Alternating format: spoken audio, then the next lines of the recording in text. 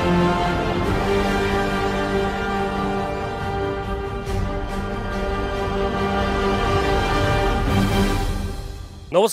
নিউজলৈ স্বাগতম জনাইছো ইতিমধ্যে সকলোখিনিয়ে ঘটনাবহুল যোৱা সময়খিনিৰ কথা আমি গম পাইছো মাননীয় মুখ্যমন্ত্ৰী মহোদয়ে কিছু সময় পূৰ্বে সংবাদমেল আয়োজন কৰিছে সংবাদমেল আয়োজন কৰি জুবিন গাৰ্গৰ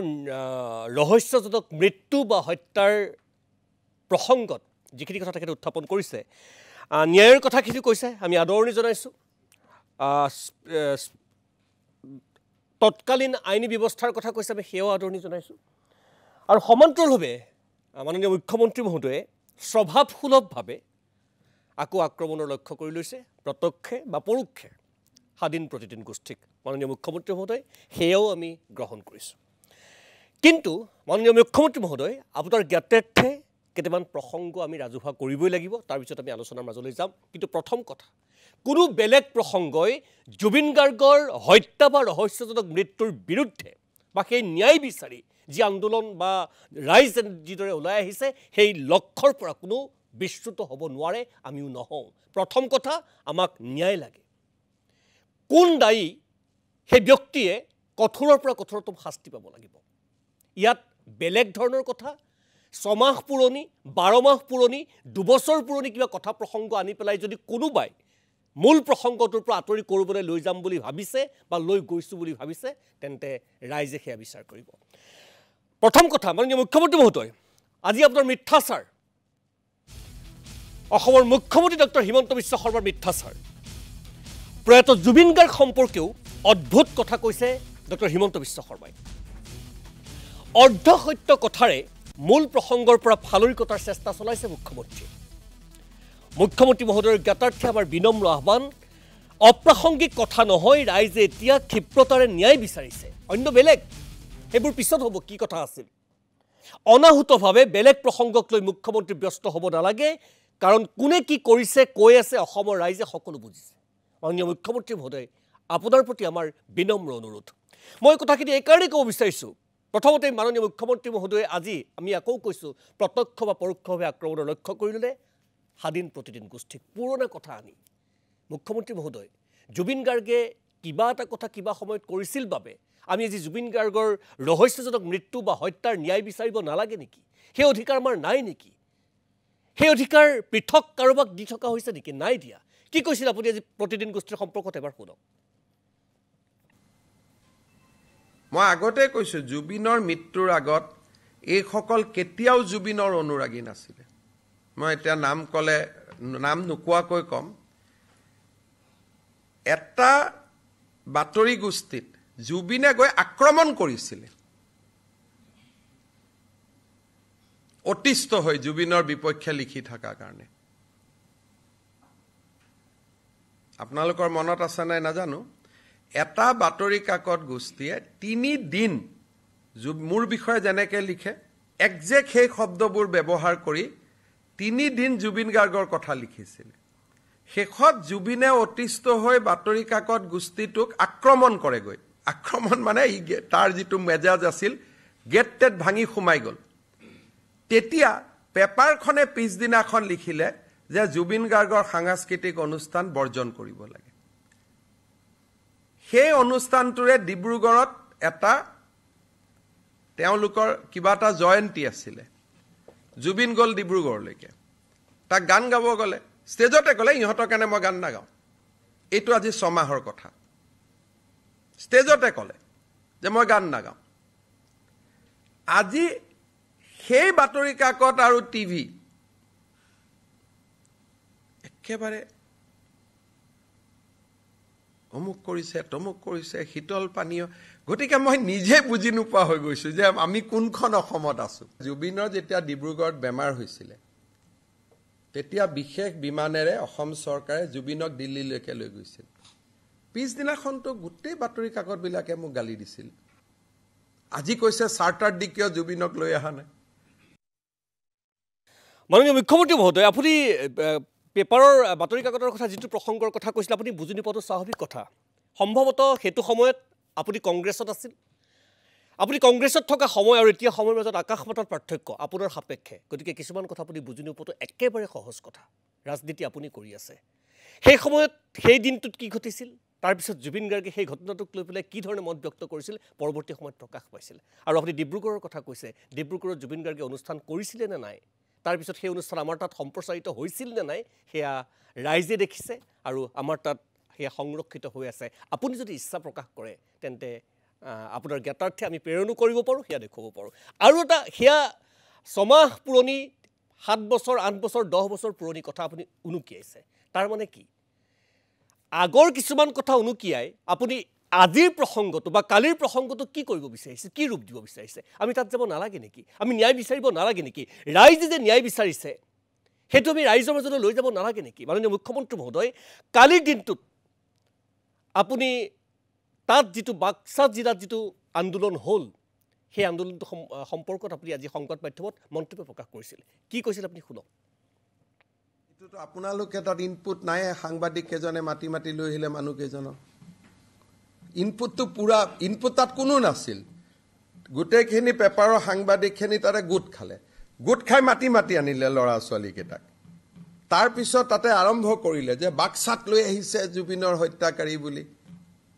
that is the first step তাৰপিছত দীঘলটঙা গাঁৱৰ পৰা মানুহখিনি গুচি আহিলে ওচৰত 11টা বজালৈকে তাত কোনো নাই আপোনালোকৰ চেনেলবিলাকতে লাইভ হৈ আছে তাত জনশূন্য মই মোৰ নিজৰ কোনো ইনফৰমেশ্যন নাই আপোনালোকৰ চেনেলবিলাকতে চাব তাত এজনো মানুহ নাছিলে প্ৰথম অৱস্থাত মানুহখিনিক যেতিয়া লাইভ হ'ল এই হৰে কৃষ্ণ পাঠক বোলা ল'ৰাজনে প্ৰথম ফেচবুক কৰে এৰাউণ্ড 11 o'clock তাৰপিছত সাংবাদিকসকল গৈ পেলাই বাইট দিবৰ কাৰণে মানুহক মাতি আনিলে 34 পিপল তাৰপিছত বাইট দি থাকোঁতে দীঘলটঙা গাঁৱৰ পৰা এই মানুহখিনি ওলাই আহিলে তাৰপিছত লাহে লাহে মানুহ জমা হ'ল গতিকে আৰু ইণ্টেলিজেন্স ক'ত থাকিব আমিতো লগে লগেহে গম পাইছোঁ যে আমি গুৱাহাটীত ৰাখিব নালাগে বুলি মাননীয় মুখ্যমন্ত্ৰী মহোদয় এতিয়া এই কথাটো আপুনি কিমান মিছা কথা কৈছে সেয়া আমি দেখুৱাম আপুনি কৈছে তাত কোনো মানুহ নাছিল সংবাদ মাধ্যমে বাইট দিবৰ কাৰণে মানুহ মাতিছিলে আৰু তাৰপিছতে বাইট দি থাকোঁতেই দীঘলটঙা গাঁও আপুনি বাৰে বাৰে দীঘলটঙা গাঁৱৰ আগৰখিনি মই ক'ব বিচাৰিম দীঘলটঙা গাঁওখন সম্ভৱতঃ ধৰ্মীয় সংখ্যালঘু থকা মানুহ তাৰ আগত আপুনি যিকেইটা নাম কৰিছিলে আজি যাক এৰেষ্ট কৰিছে তেওঁলোক দীঘলটঙা গাঁও সেইকাৰণে আপুনি বাৰে বাৰে কৈ আছে যে তাত বাইট দিবলৈ সংবাদ মাধ্যমৰ মানুহে মাতিছিল আৰু তাৰপিছত দীঘলটঙা গাঁও অৰ্থাৎ ধৰ্মীয় সংখ্যালঘু মানুহ অৰ্থাৎ ইছলাম ধৰ্মাৱলম্বী মানুহ তাত আহিলে আৰু আহি পেলাই পৰিৱেশ পৰিস্থিতিটো উত্তপ্ত কৰি দিলে মাননীয় মুখ্যমন্ত্ৰী মহোদয় আপোনাৰ জ্ঞাতাৰ্থে কেইটামান ভাষ্য কালিৰ দিনটোত আপোনালোকে যেতিয়া সিদ্ধান্ত গ্ৰহণ কৰিলে অৰ্থাৎ ন্যায়পালিকাই যেতিয়া ক'লে যে তাত কোনোবা এখন বাহিৰৰ জেলত ৰাখিব লাগে তেতিয়া তালৈ যেতিয়া লৈ গ'ল তাৰপিছত ৰাইজে কি ধৰণে মত প্ৰকাশ কৰিছিলে এবাৰ শুনক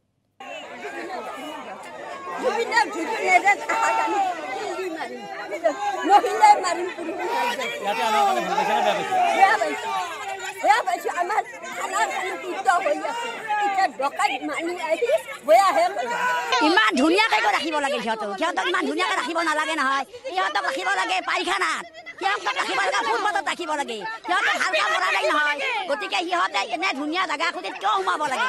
ইমান সোমাবলৈ বেয়া কৰিছে না চৰকাৰে আমি মানুহ বুলি ভাবিছে কোনো এজন কয়দী নথকা কাৰাগাৰলৈ অনাৰ কাৰণ কি সেইটো লাগে আমাক কোনো এজন কয়দী নথকা অকল শ্যামকানুহঁতকহে থোৱাৰ কাৰণটো কি এইখন কাৰাগাৰত নিবিচাৰোঁ আমি ইয়াত থকাটো নিবিচাৰোঁ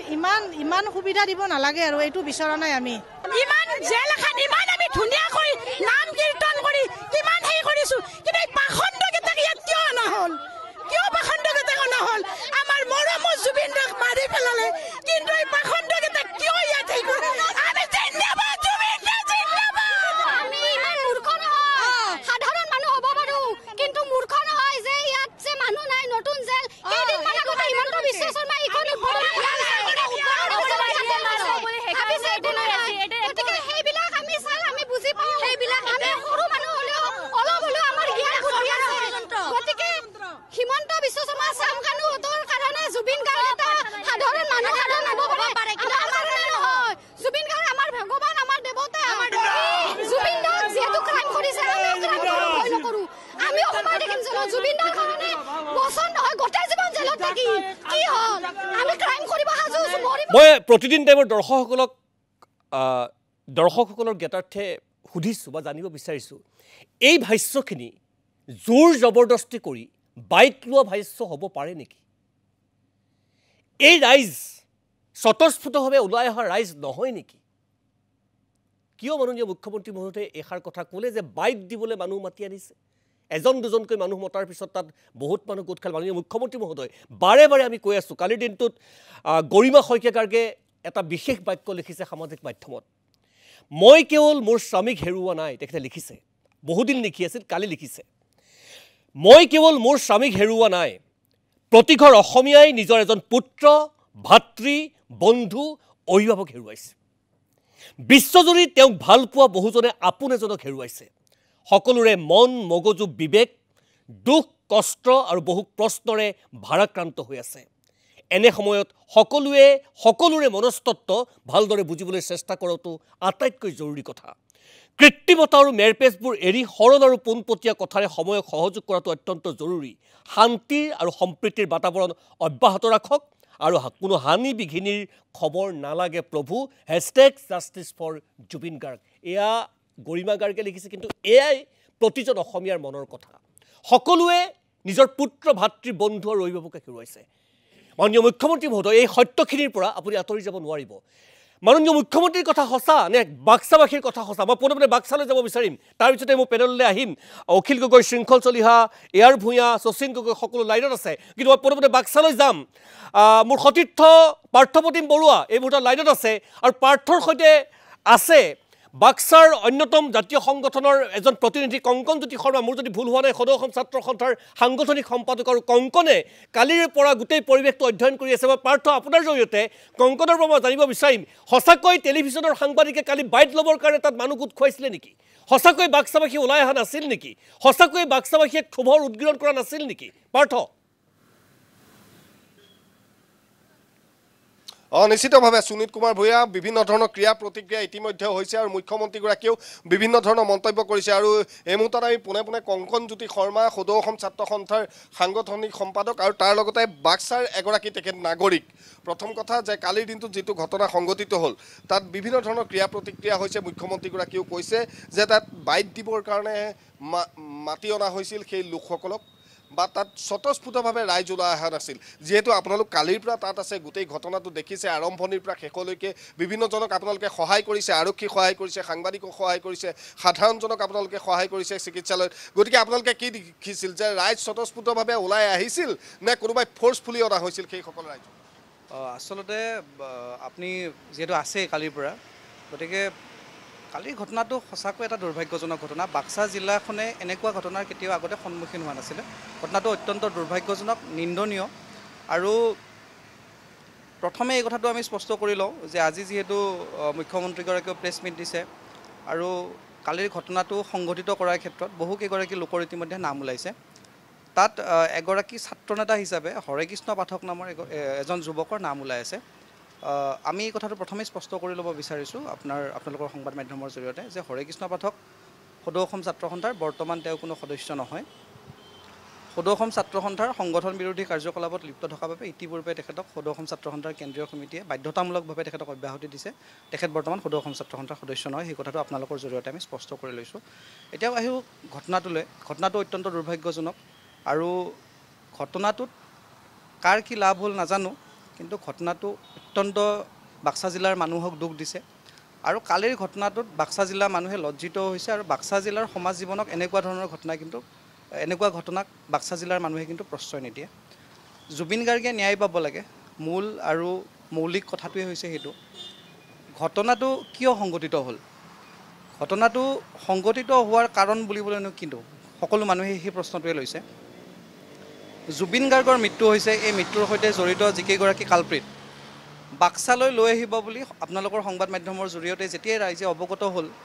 ৰাইজৰ মনত থকা ক্ষোভ, ৰাইজ অত্যন্ত ক্ষোভত ফাটি পৰিলে। কিয় বাক্সালৈ লৈ অহা হ'ল? কিয় বাক্সা জিলাৰ কাৰাগাৰখনক নিৰ্বাচন কৰি লোৱা হ'ল এই কালপ্ৰিটকেইটাক ৰখাৰ বাবে? গতিকে ৰাইজ ক্ষোভত ফাটি পৰিল। আৰু আমি যি সময়ত তাত দেখিলোঁ, পৰিস্থিতি যেতিয়া বেয়া হ'ল, আমিও যেতিয়া যাব লগা হ'ল কি হৈছে কি হোৱা নাইনো জানিবলৈ, ৰাইজ কিন্তু কালি যিটো ঘটনা, এই ঘটনাটোত কিন্তু ৰাইজ স্বতঃস্ফূৰ্তভাৱে ওলাই আহিছিলে। তাত ক'ৰ কেনেকুৱা মানুহ আহিছিলে তাকতো ধৰিব নোৱাৰি, কিন্তু ৰাইজ স্বতঃস্ফূৰ্তভাৱে ওলাই আহিছিলে। যেতিয়াই ৰাইজে গম পাইছে যে ইয়ালৈ লৈ অহা হ'ব, ক্ষোভত ফাটি পৰিছে, ৰাইজ ওলাই আহিছে। তাৰ পাছত যেতিয়া প্ৰতিবাদ চলি থাকিল এই প্ৰতিবাদৰ সময়ত আৰক্ষীয়ে কিন্তু লাঠিচালনা কৰি ৰাইজক প্ৰৰোচিত কৰিছে লাঠি চালনাৰ পিছত এনেকুৱা এটা উত্তপ্ত পৰিস্থিতি হ'ল যি পৰিস্থিতি সমগ্ৰ অসমবাসীয়ে দেখিলে আপোনালোকে নিজে সাক্ষুকদৰ্শী গতিকে যি ঘটনাই আপোনালোকৰ সংবাদ মাধ্যমৰ বহু কেইগৰাকী কৰ্মকৰ্তাক আঘাত কৰিছে সাধাৰণ নিৰীহ জনতা আহত হৈছে পথচাৰী আহত হৈছে আনকি আৰক্ষী প্ৰশাসনৰ লোকো আহত হৈছে আমি প্ৰতিগৰাকী ব্যক্তিৰে আশু আৰোগ্য কামনা কৰিছোঁ আৰু কালিৰ পৰাই আমি হস্পিটেলতো লাগি আছিলোঁ বা মানুহক হস্পিটেললৈ অনাৰে ব্যৱস্থা নাছিলে গতিকে যিখিনি কাৰ্য মানে সহায় হয় তেখেতসকলক কৰাৰ আমি ব্যৱস্থা কৰাৰ চেষ্টা কৰিছিলোঁ কিন্তু মূল বিষয়টোৰ পৰা এনেবোৰ ঘটনাই যদি ফালৰি কাটি নিব খোজা হয় কিন্তু ৰাইজ কিন্তু ফালৰি কাটি নাযায় নিশ্চয় মই পাৰ্থ মই ধন্যবাদ জনাইছোঁ মই এইখিনি কথা জানিব বিচাৰিছোঁ কালিৰ ঘটনাটো কোনেও সমৰ্থন নকৰে হিংসা কোনেও সমৰ্থন নকৰে কিন্তু মুখ্যমন্ত্ৰীয়ে যিটো কথা ক'লে যে পৰোচিত হবে বাইট দিবলৈ মানুহ আনিছে সেয়া কিমান দূৰ সত্য স্বতঃস্ফূৰ্তভাৱে মানুহ ওলাই আহিছে তাৰ প্ৰতিনিধিয়ে কৈছে সকলোখিনি কথা কেমেৰাৰ সন্মুখত ওলাই আছে মই পুনঃ অখিল গগৈ শিৱসাগৰলৈ যাব বিচাৰিছোঁ AR ভূঞা আইনজীৱী বিশিষ্ট আইনজীৱী শৃংখল চলিহা বীৰ লাচিত সেনাৰ প্ৰশাসনিক সচিব আমাৰ লগত সংযুক্ত হৈ আছে আৰু নতুন দিল্লীৰ পৰা আন্তঃৰাষ্ট্ৰীয় ক্ষেত্ৰৰ বিশিষ্ট সাংবাদিক শচীন গগৈ আমাৰ লগত সংযুক্ত হ'ব কিছু সময়ৰ পিছতে APWৰ অধ্যক্ষ অভিজিত শৰ্মা সংযোজিত হ'ব মুখ্যমন্ত্ৰীয়ে হঠাৎ জুবিন প্ৰেমী আখ্যা দিয়া বীৰ লাচিত সেনাৰ সদস্য বিকাশ অসমো আমাৰ লগত কিছু সময়ৰ পিছত সংযুক্ত হ'ব অখিল গগৈ ডাঙৰীয়া মই প্ৰথমতে আপোনাৰ মন্তব্যখিনি লৈ পেলাই মই বিদায় দিম প্ৰথম কথা মুখ্যমন্ত্ৰীয়ে এটা কথা ক'লে যিটো কথা আমাৰ আচলতে 100% আমি সম্পূৰ্ণ হ'ব পৰা নাই আমাক ব্যক্তিগতভাৱে অনুষ্ঠানক গালি পাৰিছে সেইটো বৰ পৃথক কিন্তু বাক্সাৰ যিটো ঘটনা সেয়া প্ৰৰোচিতভাৱে সংবাদ মাধ্যমে হেনো উলিয়াই আনিছে প্ৰৰোচিতভাৱে তাত মানুহ আহিছে অথচ তাত কি ধৰে জনসমাগম হৈছে কালি কেমেৰা আগত সকলো স্পষ্ট হৈছে আৰু আজিৰ দিনটোত এই মুহূৰ্তত তাৰ প্ৰতিনিধি সকলো কথা কৈছে ৰাইজে একেস্বৰে কৈছে যে আমাৰ ইয়াত কিয় বাক্সাৰ কাৰাগাৰত কিয় আৰু তাৰ পিছত আৰক্ষীয়ে লাঠিচালনা কৰিছে নিৰ্বিচাৰ এই গীতাৰ্থ দেৱ শৰ্মা কোনো ধৰণৰ কথা বতৰা নাই সেই ক্ষেত্ৰত আৰু আক্ৰমণৰ লক্ষ্য হ'ল এতিয়া সংবাদ মাধ্যম আক্ৰমণৰ লক্ষ্য হ'ল ৰাইজ অখিল গগৈ ডাঙৰীয়া এনেকে জুবিন গাৰ্গৰ ন্যায় প্ৰাপ্তি কিমান দূৰ আমি আগুৱাই যাব পাৰিম গগৈ ডাঙৰীয়া মোৰ কথাটো খুব স্পষ্ট যে কালি বাক্সাৰ ৰাইজে যি প্ৰতিবাদ কৰিছে সেই প্ৰতিবাদটো হ'ল যে হিমন্ত বিশ্ব শৰ্মাৰ নেতৃত্বাধীন বিজেপি চৰকাৰে যে জুবিন গাৰ্গক আচল ন্যায় নিদিয়ে এই চৰকাৰখনৰ প্ৰতি যিটো অনাস্থা সেই অনাস্থাৰ বহিঃপ্ৰকাশ আচলতে এই চৰকাৰখনৰ মুখ্যমন্ত্ৰীজনে যিবিলাক বক্তব্য প্ৰকাশ কৰি আছে এইবিলাকে মানে অসমৰ মানুহক একেবাৰে আশ্বস্ত কৰিব পৰা নাই অসমৰ মানুহে বুজি উঠিছে যে মুখ্যমন্ত্ৰীয়ে আচলতে জুবিন গাৰ্গৰ মৃত্যুৰ ৰহস্যজনক মৃত্যুৰ উচিত ন্যায় নিদিয়ে আমি দেখিছোঁ যে জুবিন গাৰ্গৰ মৃত্যুৰ কাৰণে অভিযুক্ত বা হত্যাৰ কাৰণে অভিযুক্তসকলৰ প্ৰতি অতি মৰম অতি সদয় আৰু আমাৰ জুবিন গাৰ্গৰ ন্যায় বিচাৰকসকলৰ প্ৰতি গৰম এটোৱে হ'ল বিজেপি চৰকাৰখনৰ স্থিতি দ্বিতীয়তে আমি সকলোৱে দেখি আছোঁ যে শ্যামকানু মহন্তই বিজেপিৰ গুৰু RSSৰ যিজন মূল প্ৰধান গোটেই ভাৰতবৰ্ষৰ হেড যিজন তেওঁৰ উপস্থিতিত তেওঁৰ সন্মুখত মুখ্যমন্ত্ৰীৰ উপস্থিতিত তেওঁৰ সন্মুখত আমি শ্যামকানু মহন্ত ননী গোপাল মহন্তক আমি দেখিবলৈ পাইছোঁ যে মোহন ভগৱতৰ লগতো মিটিং কৰি আছে গতিকে সকলো ৰাইজে বুজি উঠিছে যে এই মানুহজন এই অভিযুক্তবিলাক বহুত হাত দীঘল তাতে আকৌ অসমৰ মুখ্যমন্ত্ৰীয়ে বাৰম্বাৰ গোটেই ঘটনাটোক বিপথে পৰিচালিত কৰিবৰ কাৰণে কেতিয়াবা তেওঁ মানুহক একেবাৰে দুৰ্গা পূজাত ব্যস্ত ৰাখিবৰ কাৰণে গোটেই চেলফি কৰি ফুৰিছে আগতে দুখন পূজালৈ চাবলৈ যায় এইবাৰ 20খন 25খন পূজাত গৈ পূজাৰ কাৰণে মানুহক ইনচিষ্ট কৰি আছে চাব লাগে তাৰ পাছত আকৌ আপোনালোকে দেখিছে যে এইবাৰ দেৱালীৰ কাৰণে সাংঘাতিক হুলস্থুল নিজে তেওঁ বোলে একেবাৰে মানে ফটকা কিনি লৈ এইবাৰ দেৱালী পালন কৰিব তাৰ পাছত আকৌ এতিয়া ঘোষণা কৰিছে যে দিল্লীত বিহু পাতিব ঝুমুৰ পাতিব আপোনাৰ বাগৰুম্বা পাতিব এই আটাইবিলাকৰ পৰা অসমৰ মানুহ কনভিন্স হৈছে যে এই চৰকাৰখন কোনো পধ্যে কোনো ক্ষেত্ৰতে জুবিন গাৰ্গক প্ৰকৃত অৰ্থত ন্যায় দিবৰ কাৰণে প্ৰস্তুত নহয় গতিকে সমগ্ৰ অসমৰ মানুহৰ যিটো খং ক্ৰোধ সেই খং আৰু ক্ৰোধটোৰ বহিঃপ্ৰকাশ ঘটিলে বাস্কাত নিশ্চয় বাস্কাৰ মানুহে কি কৈছে আপোনালোকে নিজে চাওক যে আমি কৈছে যে আমি যিখন জেলত আমি নিজে আপোনাৰ হেৰি কৰি পূজা সেৱা কৰি এই জেলখন মুকলি কৰিলোঁ সেই জেলখনত এতিয়া আটাইতকৈ পপীয়া মানুহটোক আনি ইয়াত বহাবলৈ লৈছে আমি ইয়াক সোমাবলৈ নিদিওঁ এইটো সাংঘাতিক কথা কৈছেনে নাই আপোনালোকে নিজে চাওক অসমৰ মুখ্যমন্ত্ৰীয়ে সঁচাকৈ কোনো নথকা মানুহ নথকা সেই জেলখনলৈ লৈ গৈছে মানে গোটেই জেলখনৰ মালিক পাতি দিছে শ্যামকানু মহন্তহঁতক এনে মুখ্যমন্ত্ৰীয়ে এটা ৰুমত মানুহ থাকে বুলি কয় জেলখনৰ ভিতৰত এতিয়া গোটেই জেলখনতে তেওঁলোক ঘূৰি ফুৰিব পাৰিব সকলো মুখ্যমন্ত্ৰীয়ে কয় মই গোটেই জীৱনৰ বেছিভাগ সময় জেলত আছোঁ আপোনালোকে জানে মুখ্যমন্ত্ৰীয়ে আজি আৰু এটা সাংঘাতিক কথা কৈ দিলে যে জেইলত বেলেগ একো নাই মেট্ৰেছ আছে আমিতো জীৱনত জেইলত কেতিয়াও মেট্ৰেছ দেখা নাছিলোঁ আমিতো সদায় কম্বলত শুলোঁ পকাৰ ওপৰত কম্বল এখন পাৰি শুলোঁ য'তেই অসমৰ যিখন জেললৈকে যাওঁ তাতে আমি কম্বলৰ ওপৰতে ঘূৰিছোঁ আজিতো মুখ্যমন্ত্ৰীয়ে নিজ মুখেৰে কৈছে যে নহয় বাক্সাৰ জেলত মেট্ৰেছৰ ব্যৱস্থা কৰা হৈছে এইটো তেওঁক বোলে জেল মন্ত্ৰীয়ে জনাইছে তাৰমানে তাৰ অৰ্থটো কি তাৰমানে অসমৰ মানুহে বুজি উঠিছে যে এই মুখ্যমন্ত্ৰীজনে এই অভিযুক্তসকলৰ প্ৰতি যথেষ্ট পৰিমাণৰ নৰম ভাৱ পোষণ কৰিছে আগতে আপোনালোকে দেখিছিলে যে কিবা অপৰাধ হ'লে ইনষ্টেণ্ট ন্যায় দি দিয়ে লগে লগে ৰাতি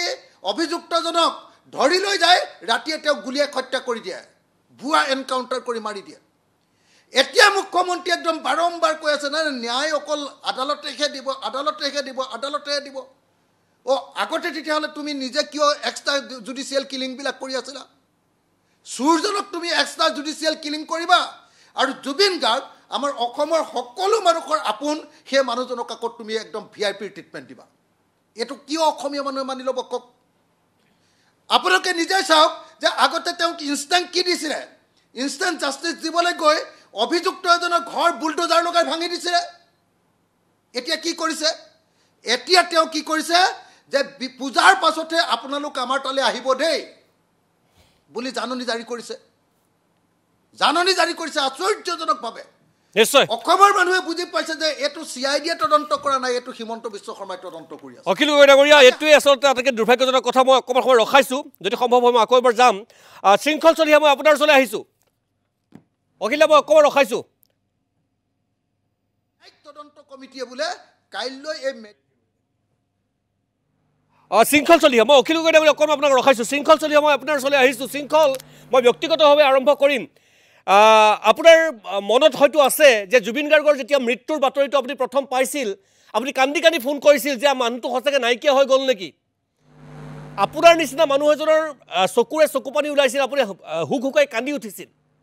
আৰু তাৰ পিছৰে 28-29টা দিন পাৰ হ'ল এতিয়া ন্যায় প্ৰক্ৰিয়া কোন দিশে আৰু তাৰ বিপৰীতে কালিৰ দিনটোৰ পৰিস্থিতি আপোনাৰ জ্ঞাত হৈছে আৰক্ষী বিষয়াই লাঠিচাৰ্জ কৰি গোটেই পৰিৱেশটো বেলেগ ফালে লৈ গৈছে আকৌ তাৰ বাবে কথা শুনিব লগা হৈছে আমি এনে প্ৰেক্ষাপটত শৃংখলভাৱে পোনে আৰু খুব মুকলিকৈ খোলাকৈ জানিব বিচাৰিম যে আমি ন্যায় পামনে দাদা শুনক ন্যায় পোৱা এটাই উপায় আছে এনকাউণ্টাৰ আমি কৈ আছোঁ কথাটো আৰু এইবিলাক কি বাকীসকলে কি কৈ আছে মই ইমান নাজানো মই খুব ষ্ট্ৰেইট ফৰৱাৰ্ড কোৱা মানুহ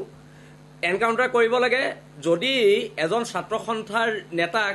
জঘন্যভাৱে হত্যা কৰাৰ বাবে যোৰহাটত ৰাতিৰ ভিতৰত এনকাউণ্টাৰ কৰি ন্যায় দিব পাৰে তেন্তে এজন ভগৱানক হত্যা কৰা এই দুজন মানুহক সিদ্ধাৰ্থ শৰ্মা আৰু শ্যামকানু মহন্তক ইমান দিন 4টা গুলি মাৰিবলৈ কিয় চৰকাৰৰ দম হোৱা নাই আৰু শ্যামকানু মহন্তৰ ঘৰত কিয় বুলডেজাৰ চলা নাই তাক লৈ আমাৰ প্ৰশ্ন আছে আজি আপুনি শুনক কালি যিটো পুলিচে বৰ্বৰ গুণ্ডামি দেখুৱাইছে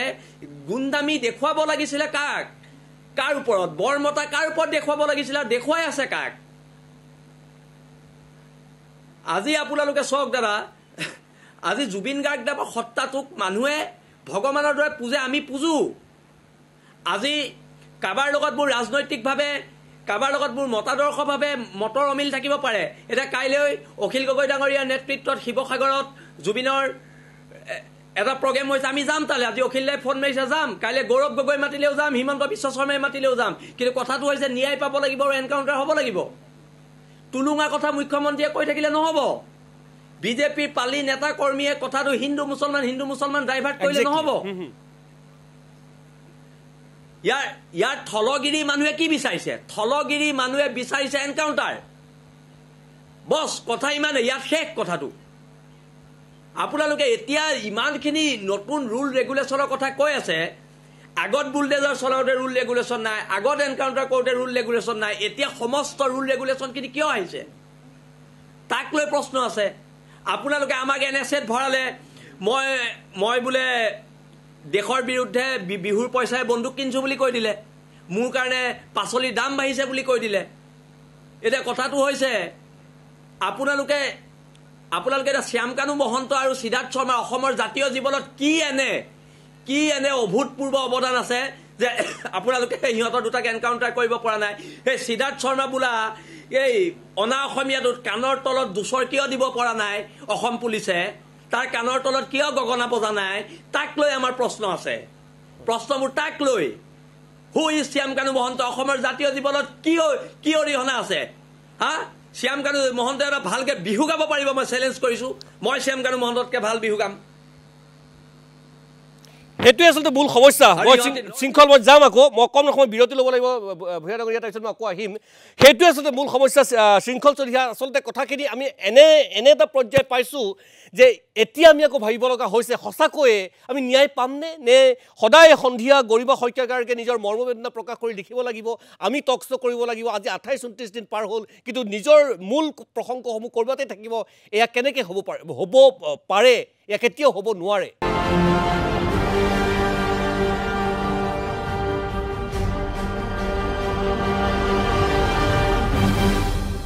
মই পোনে আকৌ শিৱসাগৰলৈ যাব বিচাৰিম তাৰপিছত দিল্লী আৰু মই এয়াৰ ভিউৰ ওচৰলৈ আহিম যিহেতু মই অখিল গগৈ আৰু শৃংখল চলিহা দুয়োকে মই বিদায় দিম যিহেতু কাইলৈ আপোনালোকৰ এটা অনুষ্ঠান আছে অখিল গগৈ ডাঙৰীয়া মই পুনৰ আপোনাৰ ওচৰলৈ গৈছোঁ মই বেছি সময় নলওঁ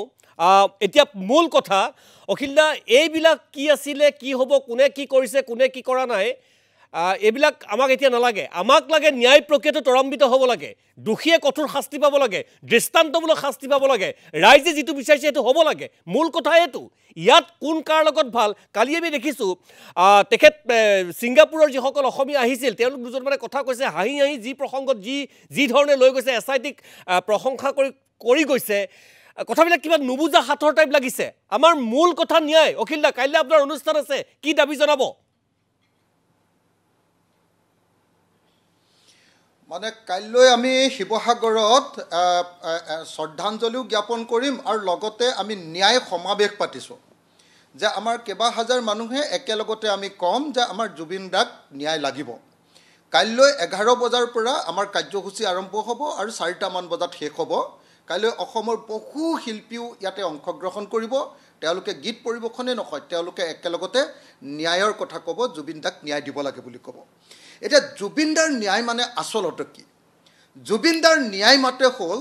ভাৰতীয় ন্যায় সংহিতাৰ 103 নম্বৰ যিটো ধাৰা এই ধাৰাত যদি হত্যাকাণ্ড হৈছে তেতিয়াহ'লে যিসকলে এই হত্যাকাণ্ড কৰিছে তেওঁলোকক মৃত্যুদণ্ড দিয়া অথবা যাৱজ্জীৱন কাৰাদণ্ড দিয়া এইটো ধাৰা 103 BNSSৰ দ্বিতীয় জুবিনদাৰ যদি সেইটো নহয় যে এইটো হত্যাকাণ্ড হোৱা নাই বুলি যদি প্ৰমাণিত হয়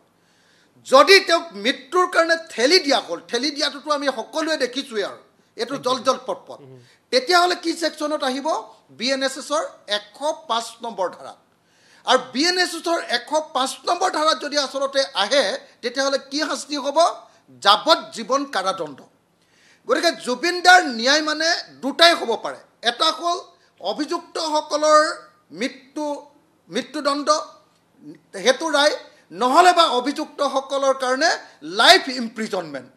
আৰু এই দুটা আহিবলৈ হ'লে কি কৰিব লাগিব এই দুটা আহিবলৈ হ'লে মূল কথাটো কি কৰিব লাগিব জানেনে এই দুটা আহিবলৈ হ'লে প্ৰথম কথাটো যে প্লেচ অফ অকাৰেঞ্চ য'ত ঘটনা ঘটিছে তালৈ গৈ তদন্ত কৰিব লাগিব তালৈ গৈ তদন্ত কৰাৰ উপৰিও তেওঁলোকে স্কেচ মেপ আঁকিব লাগিব হত্যাকাণ্ডত সদায় স্কেচ মেপটো অত্যন্ত ইম্পৰ্টেণ্ট যে আমুকত আমুকটো হ'ল আমুক ঠাইত পৰি গ'ল তাৰপাছত স্কেচ মেপ অঁকাই নহয় যোনে যোনে লৈ গৈছিলে তেওঁলোকৰ সকলোৰে যেনেকৈ ধৰক তাৰ পৰা কিছুমান মানুহক মাতি আনিছে কিন্তু বহুত মানুহ যেনেকৈ ধৰক সেই নাওখনৰ কেপ্টেইনজন নাওখনৰ হয়তো আৰু বহুত মানুহ আছিলে ইয়াতখনৰ সেইসকলৰ ষ্টেটমেণ্ট তাৰপিছত সেই ষ্টেটমেণ্টে নহয় তাৰপাছত আকৌ আপুনি এইটো কৰিব লাগিব যে যোনে ৰেস্কিউ কৰিলে তেওঁক উঠাই আনিলে সেই উঠাই অনা প্ৰত্যেকজন মানুহৰ ষ্টেটমেণ্ট তাৰপিছত তেওঁক আকৌ গৈ বুকুত এনেকৈ হেঁচা দিয়া দেখিছোঁ সেই মানুহবিলাকৰ ষ্টেটমেণ্ট যিখন এম্বুলেঞ্চত আনিছে বা গাড়ীত আনিছে সেইখনৰ মানুহৰ ষ্টেটমেণ্ট তাৰপিছত হস্পিটেললৈ নিছে হস্পিটেলৰ মানুহৰ ষ্টেটমেণ্ট তাৰপিছত পষ্টমৰ্টেম ৰিপৰ্ট উলিয়াইছে সেই পষ্টমৰ্টেম ৰিপৰ্টৰ ডাক্তৰবিলাকৰ ষ্টেটমেণ্ট এই প্ৰত্যেকটো কাম কৰাৰ পাছত এতিয়ালৈকে প্ৰত্যেকটো কাম এতিয়ালৈকে অকল অভিযুক্তসকলৰ হেৰি লৈছে কিন্তু সাক্ষীসকলৰ কাৰো এতিয়ালৈকে কোনো পধ্যে অভিযুক্তৰ কেৱল ষ্টেটমেণ্ট লৈ পৃথিৱীৰ কোনো কেছত কেতিয়াও জিকিব নোৱাৰে গতিকে আজিৰ দিনটোত এজনো সাক্ষীৰ কোনো ষ্টেটমেণ্ট লোৱা নাই আৰু একটাও এভিডেন্স এতিয়ালৈকে সংগ্ৰহ কৰিবৰ কাৰণে তালৈ যোৱাই নাই এভিডেন্স নোহোৱাকৈ সাক্ষীৰ মানে তথ্য নোহোৱাকৈ সাক্ষীৰ বক্তব্য নোহোৱাকৈ পৃথিৱীৰ কোনো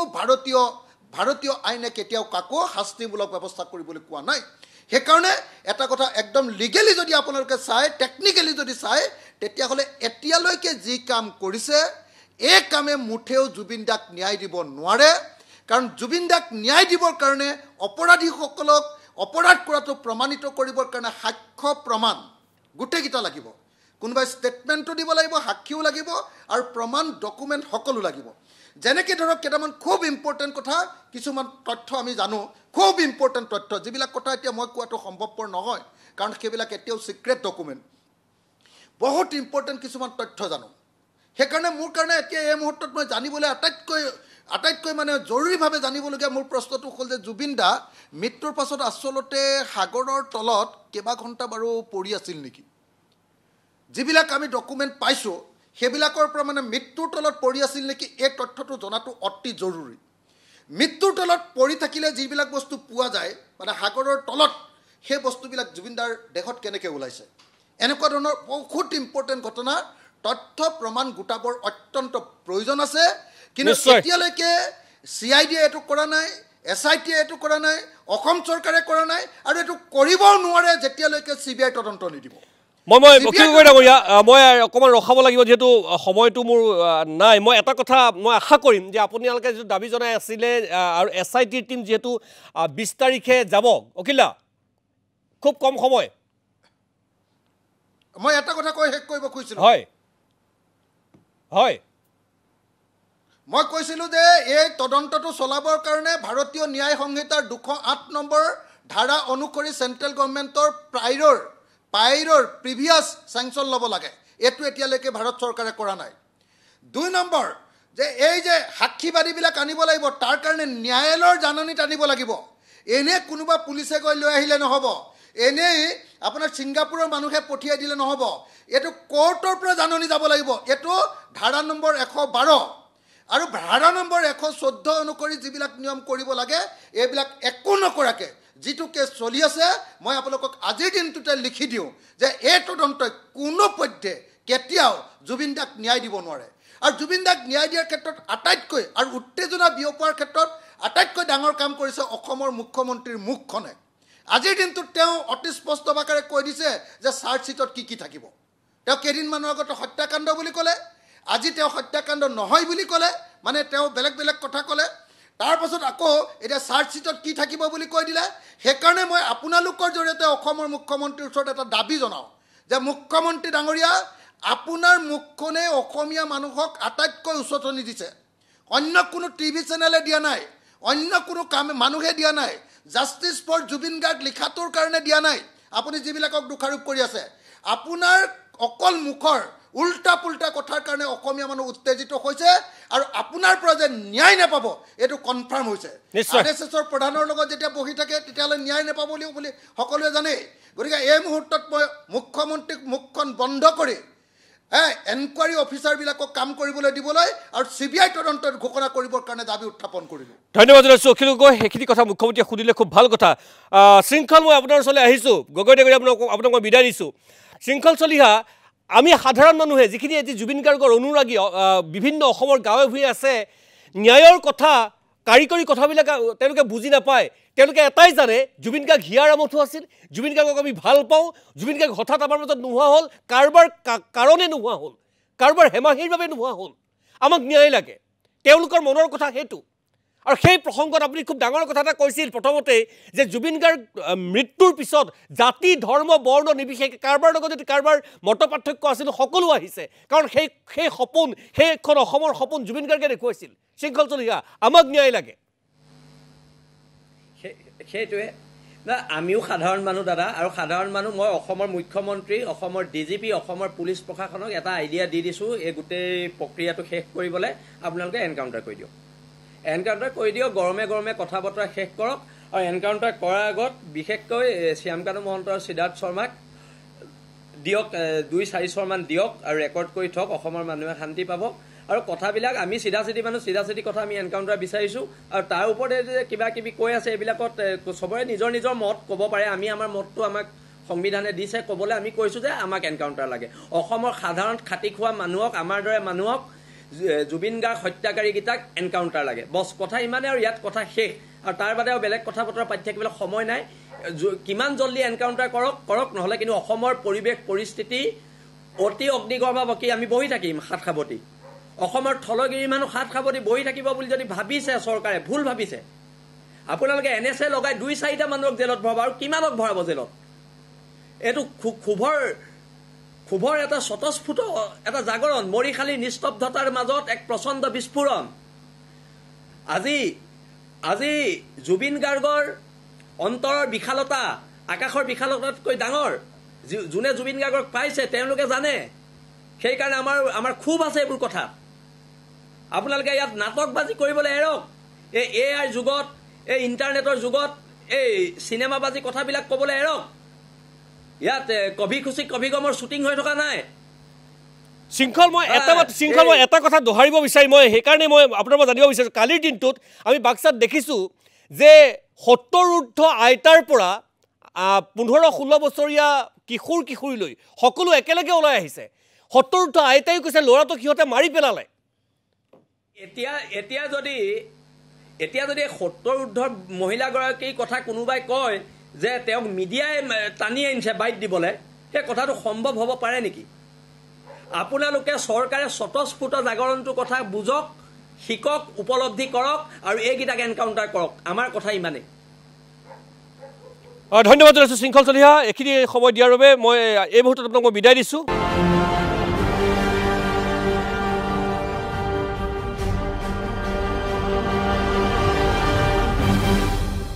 আৰু প্ৰথমতে নতুন দিল্লীলৈ যাব বিচাৰিছোঁ নতুন দিল্লীৰ পৰা আমাৰ লগত সংযোজিত হৈ আছে আন্তঃৰাষ্ট্ৰীয় ক্ষেত্ৰৰ জ্যেষ্ঠ সাংবাদিক শচীন গগৈ ডাঙৰীয়া মই আপোনাক স্বাগতম জনাইছোঁ মই বেছি সময় আপোনাৰ পৰা নলওঁ ব্যস্ত মই সময়ৰ পৰা অকণমান মাত্ৰ কেইটামান কথা আপোনালোকৰ দৃষ্টিৰে বিশ্বৰ সংবাদ মাধ্যমৰ ক্ষেত্ৰখন আপুনি যিহেতু দেখিছে আপুনি সামাজিক মাধ্যমত কিছুমান তথ্য কৈছে এই যিহেতু কালিৰ যিটো ঘটনা সংঘটিত হৈ গ'ল মই এই কথাখিনি আপোনাৰ পৰা জানিব বিচাৰিছোঁ বাক্সাত কালি যিমানখিনি মানুহ হৈছিল 28 দিন পূৰ্বে বা 25 দিন পূৰ্বে গুৱাহাটীত তাৰ 5 গুণতকৈ অধিক মানুহ হৈছিল গুৱাহাটীৰ আৰক্ষীয়ে মহানগৰ আৰক্ষী বা ডিজিপিয়ে অতি কৌশলপূৰ্ণভাৱে নমনীয়ভাৱে সেয়া নিয়ন্ত্ৰণ কৰাত সফল হৈছিল কিন্তু আমি কালি দেখিছিলোঁ যে ৰাইজ সৰব হৈছে ৰাইজ উত্তেজিত হৈছে আৰু সেই উত্তেজিত ক্ষোভিত ৰাইজক যিদৰে নিয়ন্ত্ৰণ কৰিব লাগিছিল আৰক্ষী প্ৰশাসনে সম্পূৰ্ণ বিপৰীত ছবি এখন গগৈ ডাঙৰীয়া আপোনাৰ মতামত জানিব বিচাৰিম যাতে এই ধৰণৰ ঘটনাৰ ভৱিষ্যতে নঘটক গগৈ ডাঙৰীয়া সুনীত মই যেহেতু নিজে গ্ৰাউণ্ডত নাছিলোঁ আৰু সম্পূৰ্ণ ক্ৰনলজি মোৰ হাতত নাই গতিকে মোৰ যিখিনি অপিনিয়ন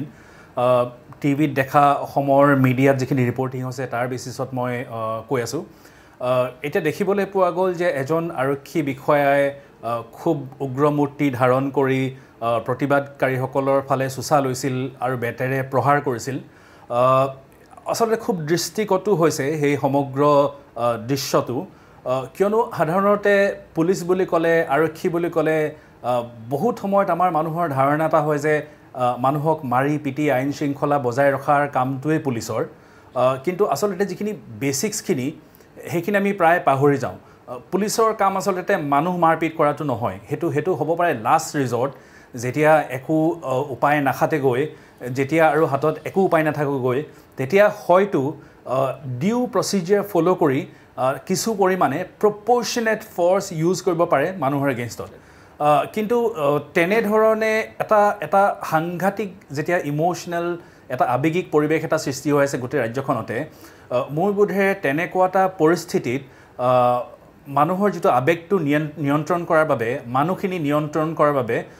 যথেষ্ট চতুৰতাৰে আৰু যথেষ্ট সংযম ৰাখি গোটেই চিটুৱেশ্যনটো হেণ্ডেল কৰাৰ দৰকাৰ হয় আৰু তেনেকুৱা ধৰণৰ হেণ্ডেলিং দেখা পোৱা নগ'ল এতিয়া কিয় দেখা পোৱা নগ'ল মই ক'ব নোৱাৰিম ট্ৰেইনিঙৰ অভাৱ নে সেই নিৰ্দিষ্ট বিষয়াগৰাকীৰ যিটো এফিচিয়েঞ্চি দৰকাৰ যিখিনি কৌশলৰ দৰকাৰ সেইখিনি ব্যক্তিগতভাৱে তেওঁৰ নাই সেইটো কাৰণে মই ক'ব নোৱাৰোঁ এনেও পুলিচৰ কথা ক'বলৈ গ'লে চাওক মানে পুলিচিং এটা সহজ কাম নহয় নিশ্চয়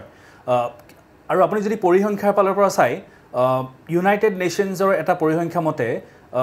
1 লাখ জনসংখ্যাৰ বিপৰীতে প্ৰায় 222 জন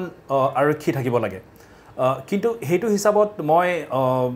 কেন্দ্ৰীয় গৃহ মন্ত্ৰালয়ে এটা পুৰণি প্ৰায় 2020 চনমানৰ এটা পৰিসংখ্যা চাই আছিলোঁ অসমত খুব সম্ভৱ সেই সংখ্যাটো 207 মান বুলি কোৱা আছে কিন্তু 207 যে আছে 1 লাখৰ বিপৰীতে মোৰ অলপ ডাউট আছে গতিকে পুলিচৰ সংখ্যা কম টু ষ্টাৰ্ট উইথ তাৰপিছত গতিকে যি ধৰণৰ প্ৰশিক্ষণৰ প্ৰয়োজন হয় যি ধৰণৰ সংযমৰ প্ৰয়োজন হয় সেয়াও তেওঁলোকক দিয়া হৈছে নে নাই সেই বিষয়ে মোৰ সন্দেহ হৈছে আৰু বিশেষকৈ যোৱা কেইটামান বছৰত যেনেকুৱা ধৰণে এনকাউণ্টাৰ হ'ব ধৰিছে বিভিন্ন ঘটনাত যেতিয়াই পাব্লিকৰ ডিমাণ্ড আহে যেতিয়াই জনসাধাৰণৰ মাজত ক্ষোভৰ উদ্গীৰণ হয় বহু সময়ত আমি দেখা পাইছোঁ যে হঠাতে আমি এনকাউণ্টাৰৰ খবৰ পাওঁ আৰু সেই একেধৰণৰ এনকাউণ্টাৰৰ ডিমাণ্ড এতিয়াও দেখা পোৱা গৈছে মইতো বুজিব নোৱাৰোঁ কেনেদৰে এগৰাকী দায়িত্বশীল সমাজ জীৱনৰ লগত জড়িত থকা মানুহে টেলিভিশ্যনৰ পৰ্দাত আহি অসাংবিধানিক আৰু নীতি বহিৰ্ভূত কিবা এটা ডিমাণ্ড কৰিব পাৰে এনেদৰে গতিকে এনেকুৱা ধৰণৰ মোৰ বোধেৰে পৰিস্থিতি এই গোটেই আৱেগিক পৰিস্থিতিটো জ্বলা জুইত ঘিউ ঢলাৰ নিচিনা হৈছে এতিয়া গগৈ ডাঙৰীয়া মই আকৌ যাওঁ আপোনাৰ ওচৰলৈ মই এটা জুবিন গাৰ্গৰ ন্যায় প্ৰক্ৰিয়াটো মই আপোনাৰ পৰা মন্তব্য জানিবলৈ চেষ্টা কৰি অকণমান আপুনি সময় দিলে মই ভাল পাম মই অকণমান সময় ভূঞা ডাঙৰীয়া আপোনাৰ ওচৰলৈ আহিব বিচাৰিছোঁ মই আচলতে আপোনাৰ লগত খুব সুস্থিৰে কথাকেইটা পাতিবৰ কাৰণে ৰখাই থৈছোঁ বহুত সময় প্ৰায় 40 মিনিট সময় কথাটো হ'ল যে এই যিখিনি বিষয়বস্তু শাসক পক্ষ বিৰোধী পক্ষ সমাজ আন্দোলন অনুগামী সকলো এই ক্ষেত্ৰত সঁচাকৈ আমি ন্যায় প্ৰাপ্তিৰ যুঁজখনত আমি ক'ৰবাত বিচ্যুত হৈছোঁ নেকি বা এইখিনি আমাক ক'ৰবাত কেনেবাকৈ বিপথে পৰিচালনা কৰিব নেকি খুব গুৰুত্বপূৰ্ণ আৰু খুব ইম্পৰ্টেণ্ট কুৱেশ্যন আপুনি ৰেইজ কৰিছে এই যিটো ছিষ্টেম বৰ্তমান হৈ আছে বা যিখিনি ঘটনা পৰিঘটনা বা আমি যিখিনি ছিকুৱেঞ্চ অফ ইভেণ্টছ বুলি কওঁ এইখিনিয়ে কিন্তু মানে এটা ফেয়াৰ ইম্পাৰ্চিয়েল এণ্ড ট্ৰান্সপাৰেণ্ট ইনভেষ্টিগেশ্যনত কিছু পৰিমাণে আপোনাৰ ইণ্টাৰফেয়াৰ কৰিব গতিকে once the investigation is interfered with আৰু কাৰ ইনভেষ্টিগেশ্যন আপোনাৰ সেইটোতো চাব লাগিব মানে জুবিন গাৰ্গ হু ৱাজ জুবিন গাৰ্গ গতিকে সেইটোৰ ডেফিনেশ্যন মই আজি দিব নালাগে আজি প্ৰত্যেক মানে অসম বুলি নহয় যিসকলে জুবিন গাৰ্গক ভাল পায় নিজৰ আত্মীয় ঢুকালে ঘৰত যেনেকুৱা এটা মনোভাৱ হয় তেনেকুৱা হয় আৰু সঁচা কথা ময়ো পাৰ্চনেলি আপোনাক ক'ব যাওঁ মই জুবিন গাৰ্গৰ লগত একেলগে সমসাময়িকভাৱে অলপ মোতকৈ ডাঙৰ আমি একেলগেই ডাঙৰ হৈছোঁ আপোনাৰ গোপাল বড়োত মই পঢ়া তাতে হাইস্কুল ফিল্ডত যেতিয়া তেওঁৰ চুলি দীঘল আছিলে মায়া গান যেতিয়া ষ্টেজত পাৰফৰ্ম কৰিছিলে তেতিয়াৰ পৰা আমি তেওঁক ফ'ল' কৰোঁ মানে যিটো টাইমত আপোনাৰ জিতুল সোণোৱালক তেওঁ ছাবষ্টিটিউট মানে কৰিছিলে গতিকে এতিয়া কথাটো হ'ল চাওক এই যিটো হৈছে এইটো কি হয় এটা crime of A murder and 105 মানে আপোনাৰ এমাউণ্টিং two murder of culpable homicide মানে আগতে ছেকশ্যন 302ৰ জেগাত এতিয়া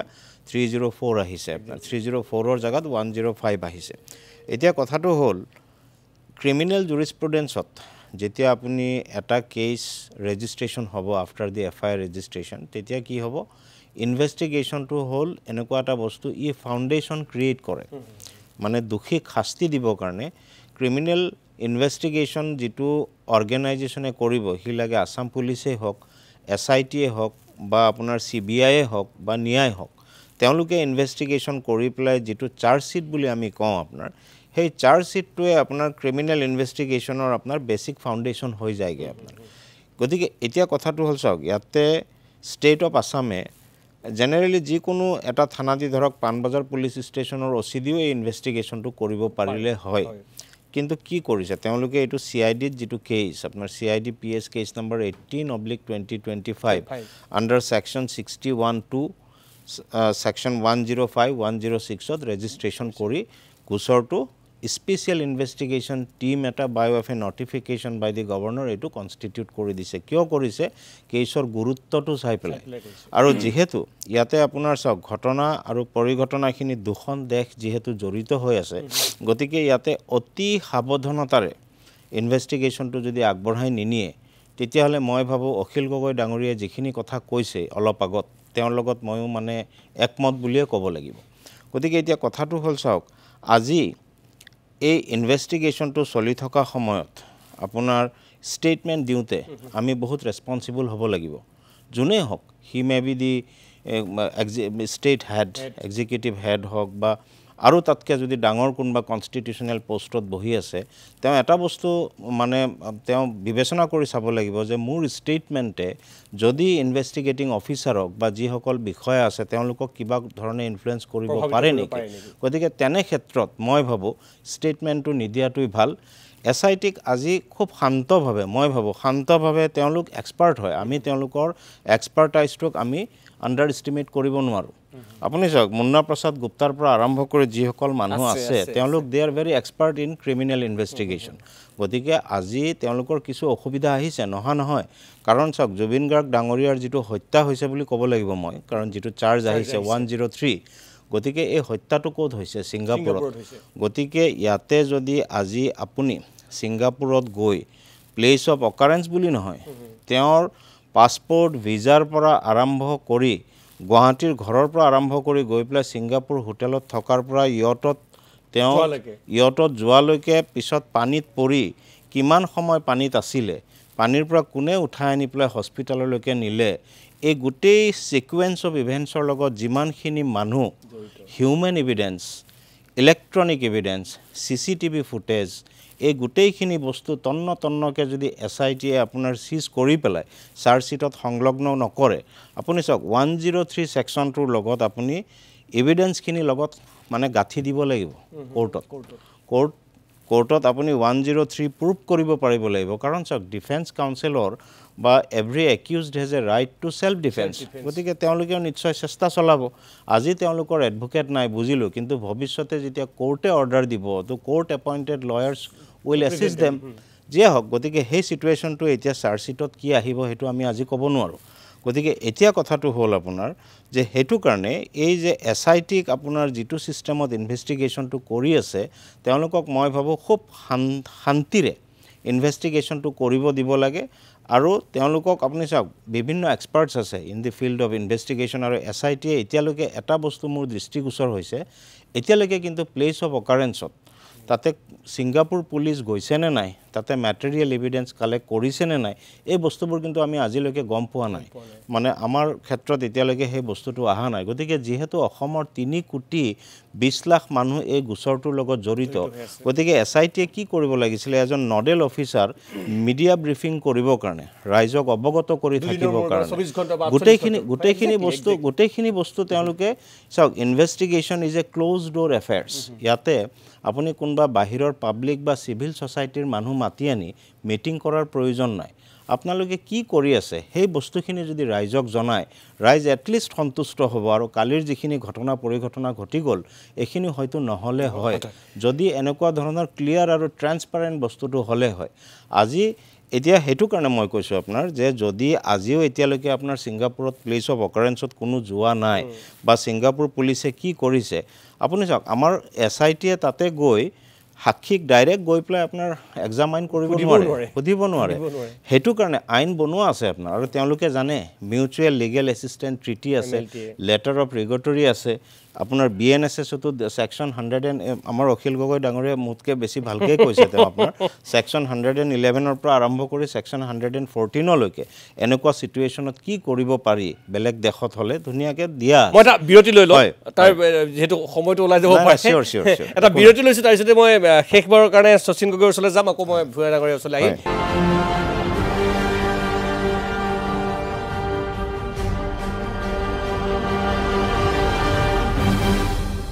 মই প্ৰথমতে নতুন দিল্লীলৈ যাব বিচাৰিছোঁ শচীন গগৈ মোৰ হাতত সময় বেছি নাই মাত্ৰ 2 মিনিট সময় আছে মই এই কথাখিনি আপুনি যিখিনি কথা ক'লে সেইখিনি কথা আমি শুনিলোঁ কিন্তু কথাটো হ'ল যে এই ধৰণৰ কথা বতৰা বা প্ৰেক্ষাপটত ন্যায় প্ৰাপ্তিৰ যুঁজখন আমাৰ মূল কথা আমাক ন্যায় লাগে যাৰ হেমাহিৰ বাবে বা যাৰ অপৰাধৰ বাবে ভুলৰ বাবে জুবিন গাৰ্গৰ অনাকাংক্ষিত মৃত্যু হ'ল বা হত্যা কৰা হৈছে তাৰ ন্যায় আমি পাব লাগে আমাৰ যুঁজখন ক'ৰবাত জ্যোতি পৰিব নেকি গগৈ ডাঙৰীয়া আপোনাৰ অভিজ্ঞতাই কি কয় মই যথেষ্ট পৰিস্থিতিটোতে বিপদজনক দেখা পাইছোঁ অসুবিধাজনক দেখা পাইছোঁ কিয় মই ক'ম আপোনাক এতিয়া যিটো ন্যায়ৰ কথাটো চলি আছে জাষ্টিছ ফৰ জুবিন মোৰ হিচাপত এই ন্যায়ৰ ডেফিনেশ্যনটো জাষ্টিছৰ ডেফিনেশ্যনটো বেলেগ বেলেগ মানুহৰ কাৰণে বেলেগ বেলেগ হৈ আছে কিছুমানে ন্যায় বিচাৰিছে যে যিসকল অভিযুক্ত আছে তেওঁলোক আচলতে জগৰীয়া আৰু তেওঁলোকক অনতিপলমে শাস্তি দিব লাগে সেয়া তেওঁলোকৰ বাবে ন্যায় আৰু কিছু লোকে হয়তো এইদৰে ভাবিছে যে হত্যা হওক বা দুৰ্ঘটনা হওক যিয়ে হওক বা নেগলিজেন্স হওক তাৰ আঁৰত যিখিনি কাৰণ আছে সেইখিনি জানিব লাগে তেওঁলোকৰ বাবে কিছু পৰিমাণে হ'লেও হয়তো সেইটোৱে ন্যায় তো গতিকে এতিয়া ন্যায়ৰ কথাটো যদি আমি তেনেকুৱা ধৰণে চাবলৈ যাওঁ হয়তো ন্যায়ৰ লগত জড়িত ন্যায় প্ৰক্ৰিয়াৰ লগত জড়িত ব্যক্তিসকলে আপোনাক ক'ব যিটো প্ৰিজাম্পশ্যন অফ গিল্ট এতিয়া আমি সেই প্ৰিজাম্পশ্যন অফ গিল্ট চিটুৱেশ্যনত আহি গৈছোঁ নেকি য'ত আমি ধৰি লৈছোঁ যে এওঁলোক দোষী এওঁলোকক শাস্তি দিবই লাগিব আৰু যদি তেনেকুৱা এটা এপ্ৰ'চ লৈ আমি আগবাঢ়োঁ আমি কেম্পেইন চলাওঁ সেই প্ৰচেছটোৱে সমগ্ৰ যিটো ন্যায় প্ৰক্ৰিয়া জুডিচিয়েল প্ৰচেছটো কেনেকুৱা ধৰণে ইম্পেক্ট কৰিব নেগেটিভলি ইম্পেক্ট কৰিব নেকি কৰিব পাৰে কেনেকৈ কৰিব পাৰে মই আপোনাক কৈছোঁ এতিয়া যিকোনো ক্ষেত্ৰত প্ৰত্যেক অভিযুক্তৰ প্ৰত্যেক অপৰাধীৰো আনকি ন্যায় প্ৰদত্ত অধিকাৰ আছে যে তেওঁলোকৰ ওপৰত উত্থাপিত হোৱা অভিযোগবিলাক তেওঁলোকে খণ্ডন কৰিব পাৰে তেওঁলোকে লিগেল যিটো হেল্প তেওঁলোকে পায় সেইটো ব্যৱহাৰ কৰি তেওঁলোকে সেইটো খণ্ডন কৰিব পাৰে আৰু আজিৰ তাৰিখত যেনেকুৱা ধৰণৰ এটা পৰিস্থিতিৰ সৃষ্টি হৈছে তেওঁলোকৰ কাৰণে খুব সহজ হ'ব এনেকুৱা এটা ধৰণৰ এপিল আদালতত দিয়া যে যেনেকুৱা ধৰণৰ এটা পৰিস্থিতিৰ সৃষ্টি হৈছে গোটেই ৰাজ্যখনত আমাক অভিযুক্ত নহয় আমাক জগৰীয়া হিচাপে অলৰেডি প্ৰনাউন্স কৰি দিয়া হৈছে গতিকে ইয়াত আমি ন্যায় নাপাম হয়তো আমাৰ ন্যায় ব্যৱস্থা যাতে আমি ন্যায় পাওঁ কাৰণ তেওঁলোকৰ ন্যায়ৰ অধিকাৰ আছে আইনমতে চাবলৈ গ'লে যদি তেওঁলোকে এনেকুৱা ধৰণৰ অভিযোগ আদালতত দিয়ে বা এনেকুৱা ধৰণৰ অনুৰোধ জনায় যে ইয়াত নহয় বেলেগ ক'ৰবাত আমাৰ কেছটো চলিব লাগে তেনেহ'লে কি হ'ব গতিকে এনেকুৱা ধৰণৰ মোৰ হিচাপত বহুবিলাক প্ৰশ্ন এই সময়ত কৰাৰ সময় আছে আইন কেতিয়াও আবেগৰ পথেৰে নচলে আইনক সদায় এভিডেন্স লাগিব তথ্য লাগিব প্ৰমাণ লাগিব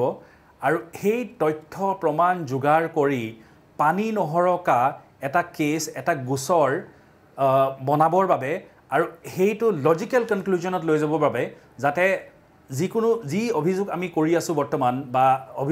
অভিযুক্তসকলৰ বিৰুদ্ধে যি অভিযোগ অনা হৈছে সেয়া শুদ্ধৰূপে প্ৰমাণ কৰিবৰ বাবে সমগ্ৰ তথ্য প্ৰমাণ আদালতৰ মজিয়াত আমি আগবঢ়াব লাগিব তেতিয়াহে কেছটো লজিকেল কনক্লুজনত যাব নিশ্চয় গতিকে আবেগটো নিশ্চয় অসমীয়া আজি আবেগিক হোৱাটো তেনেই স্বাভাৱিক কিন্তু সেই আবেগে যাতে গোচৰটো দুৰ্বল নকৰে তাৰ প্ৰতি দৃষ্টি ৰখাৰো নিশ্চয় বৰ্তমান প্ৰয়োজন আছে ধন্যবাদ জনাইছোঁ শচীন গগৈ সেই কথাখিনি মূল কথা আৰু বুঢ়া ডাঙৰীয়াৰ কথাখিনি বিশিষ্ট আইনজীৱী তেখেতেও সেইখিনি কথাই কৈছে শচীন গগৈ ডাঙৰীয়া মই আপোনাক স্বাগত ধন্যবাদ জনাইছোঁ